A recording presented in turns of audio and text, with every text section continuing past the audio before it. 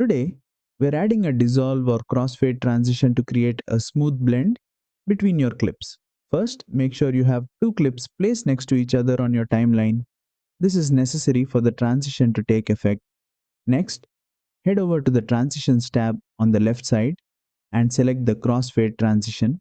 This transition will give your clips a smooth dissolve effect. Drag and drop the Crossfade transition between your two clips on the timeline. Once it's in place, click on the transition and then click on the Transition tab on the right side of the editor. Now, use the duration slider to adjust the length of the dissolve effect. You can make it longer or shorter depending on how gradual you want the blend between your clips. And that's it. You've just added a professional dissolve or crossfade transition to your video, perfect for smooth scene changes.